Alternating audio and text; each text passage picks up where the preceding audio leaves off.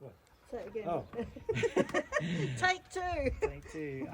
Well, this is the pinnacle of our uppermost rooftop. There are 8 pinnacles, but this is actually the uppermost pinnacle of the roof, which is 17 meters above the ground.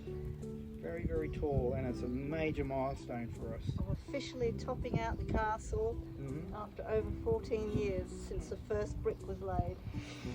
Never thought we'd get here. So we're officially on the way down. Yay! We're on the way down. Lower it. Stop! I only need to go down a bit. Right here. Oh, hang on, he'll do it. Because you have to watch the wire as well as it coming up. I can't do two things.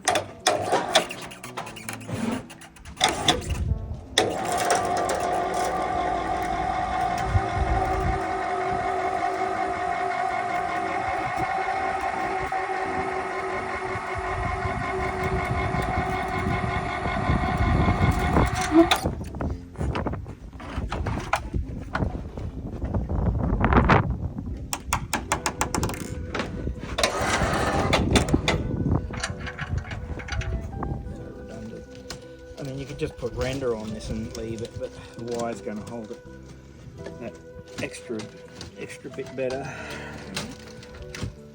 You haven't got a nut in that one? No, yeah, on this one I do. Well, if you just hold it there, I'll get the next wire on. And then I can tie it off to that one.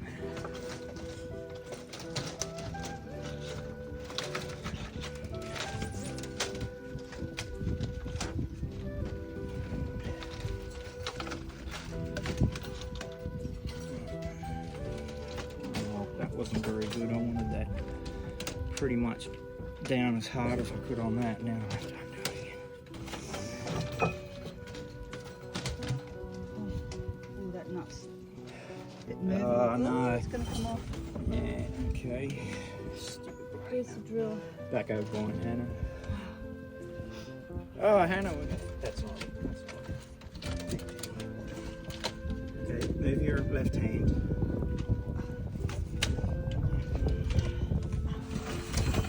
Bugger all ahead on that one there.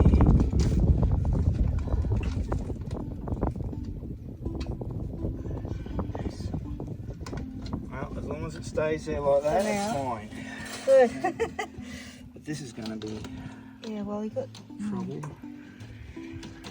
I might have to just put bricks on it while I'm rendering it, because once the concrete's on it, it'll stay put, and then I'll give it 2 coats. Because you can, So if I put a brick on it now, and then I render here, and then I can put a brick on the render, and then render that bit. And when the render's only half off, you can pull the brick off it, and then render the next render, and the wire will stay down. So rightio. As usual, the wind has popped up again. Hard to keep your hat on. And this is the first mix of first coat of render. So the render's going to end up level with this steel thing, and then the tiles will go over the top, like so it gets tiled afterwards. The tiles will go just over the edge of that. So that's so that when the rain comes, it can't drip back and go underneath the feet. So the rain will just drop straight off the edge and go down to the next rooftop, and then end up in the moat. In the moat. Yeah, no gutters required. No gutters required.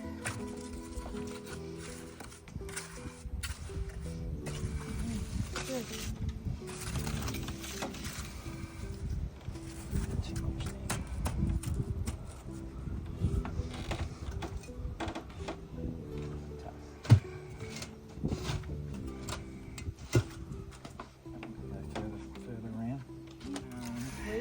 Jigs and weather for too long. Throw me that brush out of the bucket.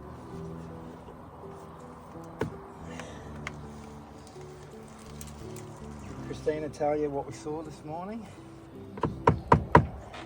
So here we are with the final render. It's been sieved, so it is finer than the first one. Yeah, just slightly. It doesn't have big chunks. It's a beautiful finish. Okay, that one's empty.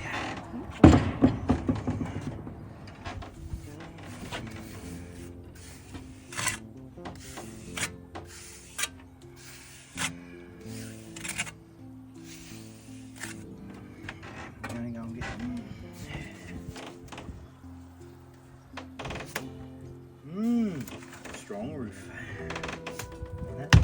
Strong already. Now an extra layer and then tiles on top. Crikey. Probably, better than a tin if roof. we get good weather on Sunday, we'll probably be tiling that. Yeah, right, to get tile in it, get it finished. Only trouble is when I do that one, the mess is going to come down and try to get on the tiles. So I'm sort of a bit reluctant, unless we put lots of protection to stop it getting covered in cement splatter from above. As neat as I can try to be, I get blooming splash.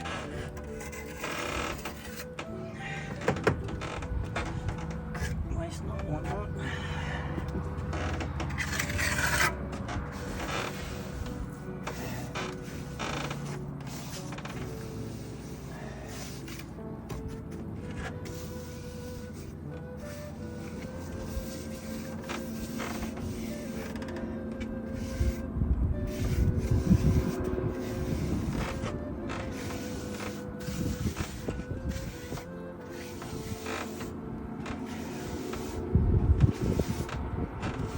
Saying to myself, it doesn't matter if it's slightly ripply or bumpy because it's a handmade product, you know. And I'm not using a gauge or a guide, you know. That's what I thought of using at the beginning, was a guide to move along to get it, you know, perfect sort of thing. But then when it comes down to it,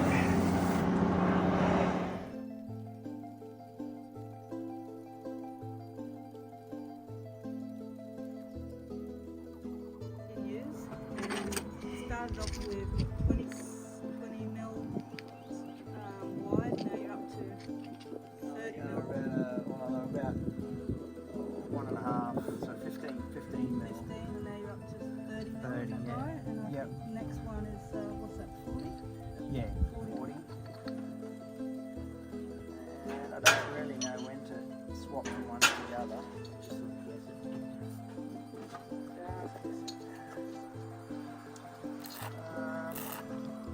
Trouble with those marks, Christina, is I don't know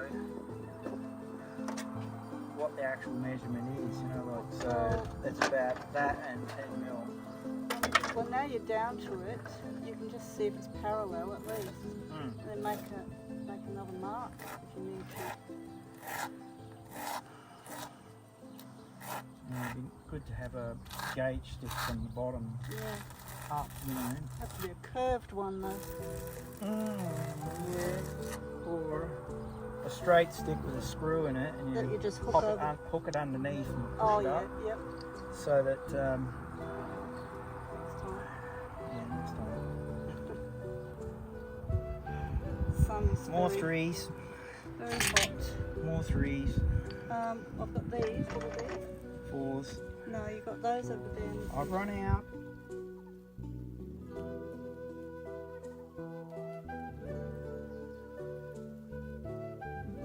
Not working like so. Working backwards and forwards, you smear it backwards and forwards like it's clean, but it's still got grout on it.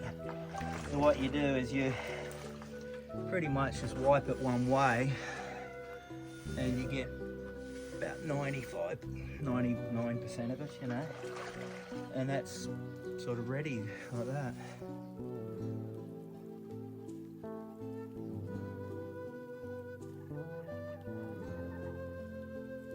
We chop these bricks into this size so that we can line the walls of the castle for insulation. So they're aerated autoclad cement bricks. So they're very light, and thermally, they're a thermal barrier. And we have to chop them this size out of a larger block.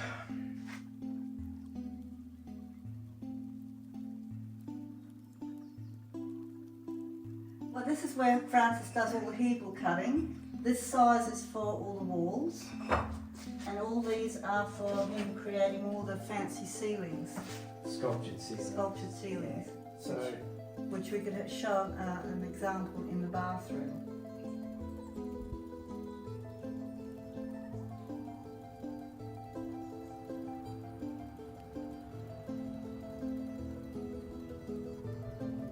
so the smaller the brick, the easier it is to contour. The larger the brick, the more facets you have, like big facets you have. But because the walls are so, like they're slightly curved, it doesn't matter so much. It's like you can barely tell the difference from one brick to the other. But if it was like that, it'd be horrible. You'd have to render it smooth. These blocks that we cut them with a circular saw because it's the most efficient way of cutting them. Just a regular wood blade, and you know, set it up and you cut the billets off. It does wear down the blade eventually, but it cuts so many blocks before you have to resharpen it, and you can just resharpen the teeth and go again.